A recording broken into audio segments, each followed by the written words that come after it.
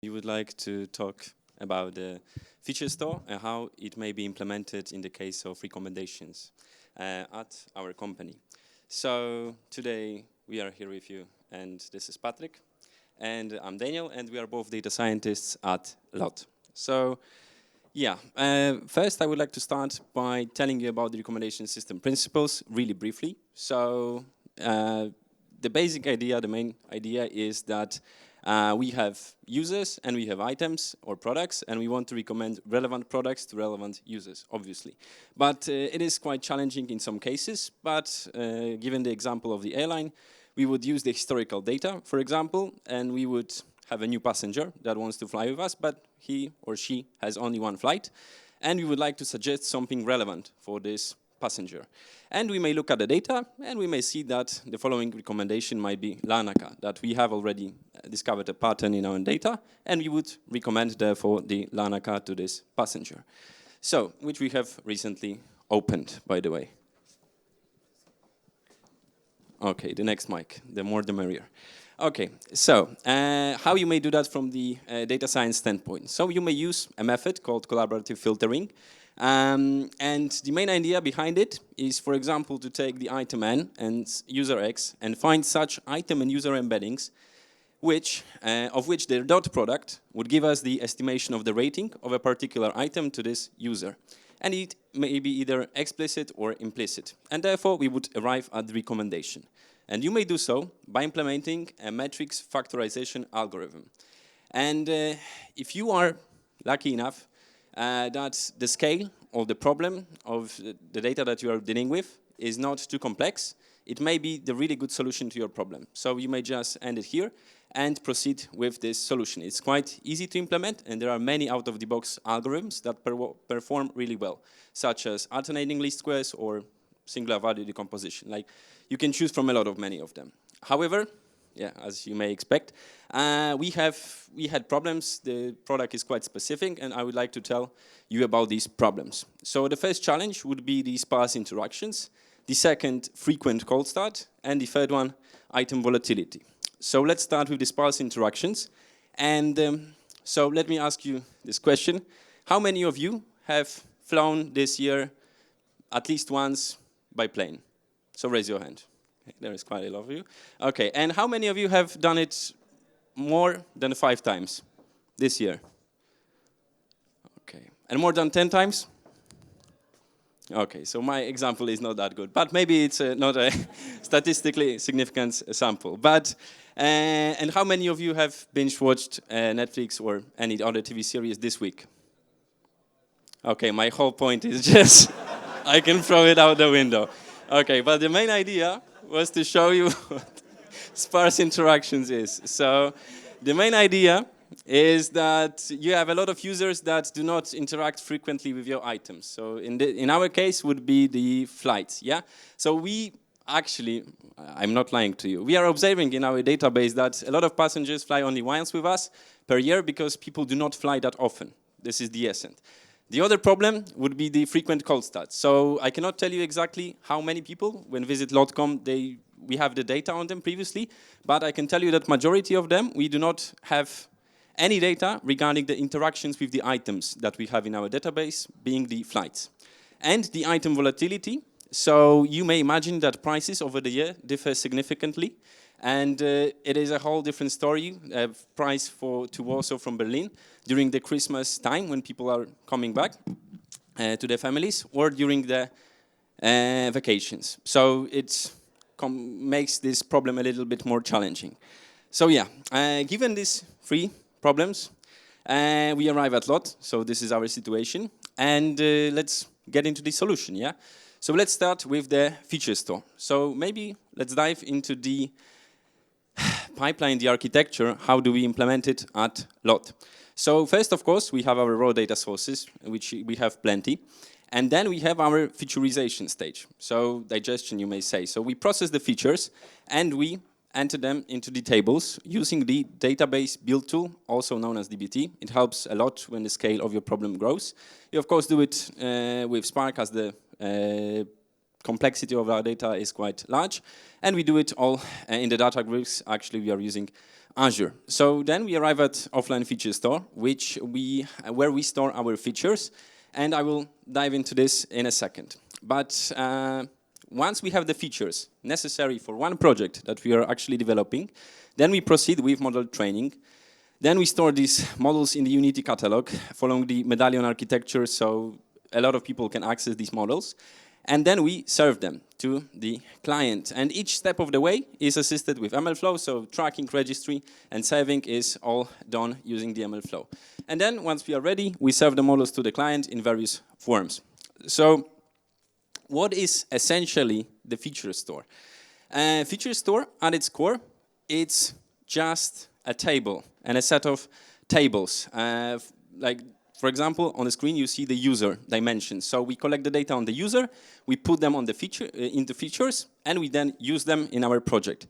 But under the hood, it's much more. So you may think of it as an architecture framework dealing with your problems. So it's a centralized data storage and governance of this data. So multiple teams, instead of building a ton of tables for reporting, engineering pipelines, or analysis or data science models in their own environments, they all develop their products in one single place, which is the feature store, essentially. So you, everyone has the same definitions. Then you don't have the problem that marketing defines user completely differently than the other department. It's all centralized and transparent, so everyone knows where the data is. And the next thing is that your feature store grows iteratively, incrementally. So let's imagine you are designing a roadmap of the projects that you want to develop, and the first project requires an X set of features. So this project we evaluate to be the most valuable, and then we build the features necessary for this product, and then when we move to the next product, we develop next features, which are also important, but next in the queue, and we use already designed features, so we get this sort of snowball effect. So we incrementally expand our feature store as our projects progress. And previous projects are used in the following one because we reuse the features. So we do not calculate the same thing twice or 3 times because while you may be fine when your organization is small, we did not have this problem before, but when it grows, then there is a problem of data governance, and it's essential for streamlining the processes of our models. So this helps a lot. And now Patryk will tell you about our implementation. How do we solve this problem? Yeah, thank you, exactly. So I'll take it from here. Thank you. So my friend has introduced you to Feature Store, which is basically, like he mentioned, a table. However, now, what does it have to do with recommendation systems? Well, as few of you may know, recommendation systems, in case of collaborative filtering and matrix factorization, is all about vectorization. So, like for YouTube, for Spotify, each and every one of you is a vector. It's like a set of numbers that's basically built upon your history of interactions with that website, with their e-commerce store or whatever, right? So, because we have problems with data sparsity, lots of users are anonymous, you know, they comment to our website, they purchase something, but they're not logged in, and they're not required to. And maybe they never will, because much of airlines is about a seamless experience, right? Not slowing you down, just for you to make an easy purchase. But that leads to a problem where we don't have information about you and your history. So the data is very sparse. And if we cannot vectorize you using, well, matrix factorization and the history of your interactions, well, maybe we can vectorize you using the feature store and using the information that we have collected about you from the different projects that we make. And maybe some of these projects don't really require much of the history to be collected about you. Maybe one single flight or one single search is enough to tell if you flight alone or with your supposed family member, with a kid, if you booked 3 months in advance or a week in advance. Maybe this single information is enough to tell us about what type of user you are. And we can use that information to vectorize you just from this data alone. So, well, now what we do, we proceed normally as you would with any machine learning project.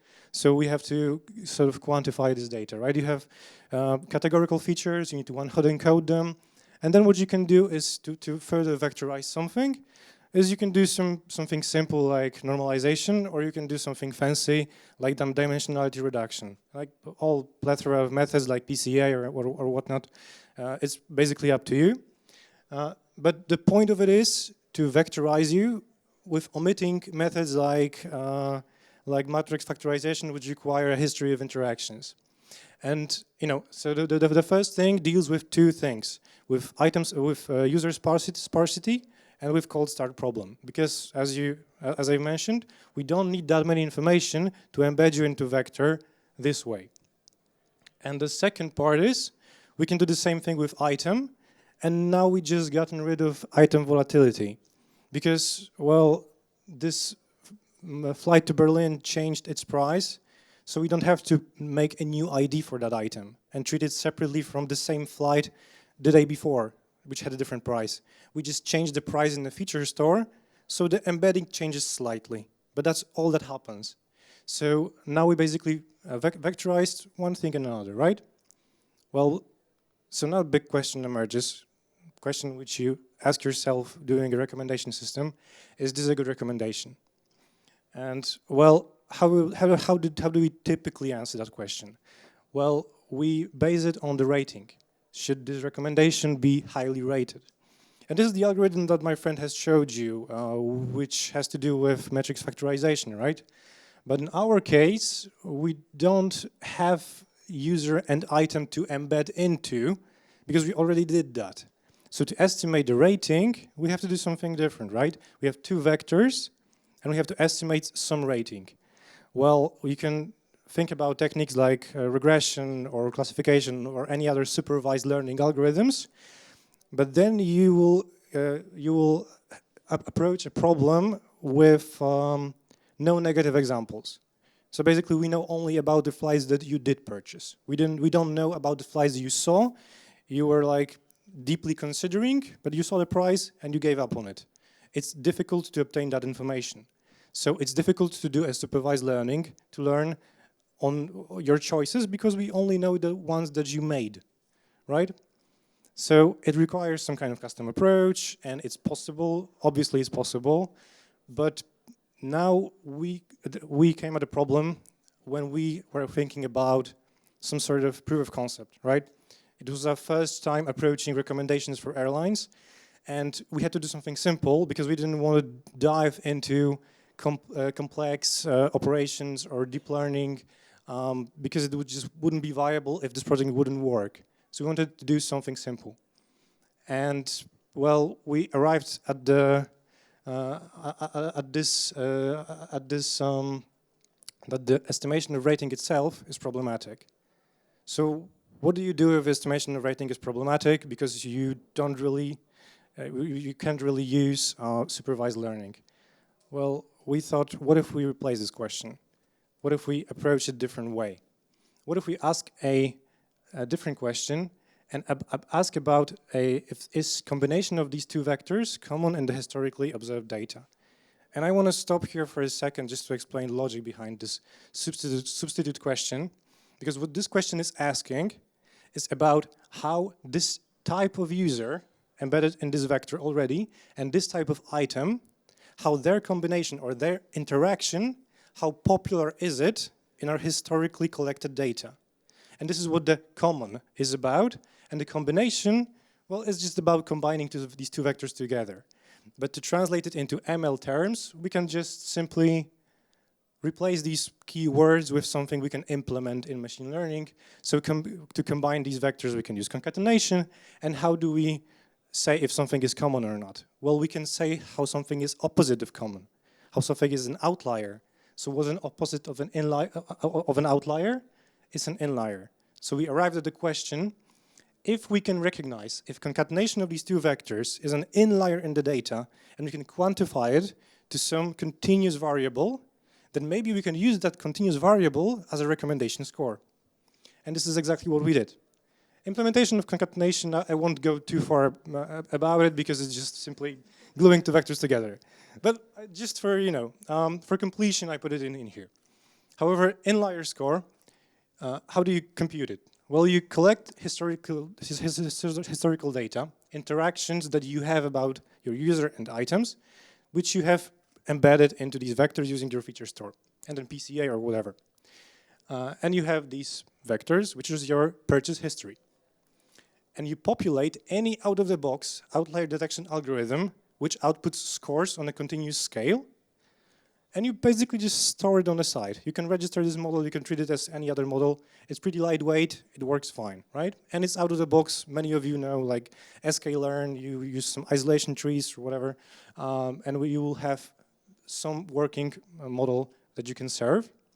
And then if you have new observation, which you want to make recommendation for, you embed this user, you have this embedding, and now all you have to do is embed each item at the time of recommendation. Because now all the flights have a certain price tag on them and a certain booking window. So you embed those into vectors, you can concatenate them. So you have each possible recommendation you might give to this person. And now you put it through your model, which you have stored on the side, and you get outlier scores. And all you have to do now is just invert those scores, just subtract them from 1, to get what we mentioned before, which is something you can treat as a recommendation score. Well, great. So we arrived at a recommendation score omitting the need for metrics factorization, right? Well, great. But how does it fit into the big picture? And moreover, why should you care, right? Maybe you don't work at airlines, maybe you don't even want to, maybe you don't care about recommendation systems. Well, this story is something bigger than that, because we also wanted to share how well it worked for us to have a feature store on the side, and how it helped us with this project, simply because we had this collection of information about the users. So we could just, develop on top of that. And you can do the same and the same way you can just develop the projects as your data science team to answer all bunch of questions to all the bunch of departments, and basically all these projects will populate your feature store back with more and more information.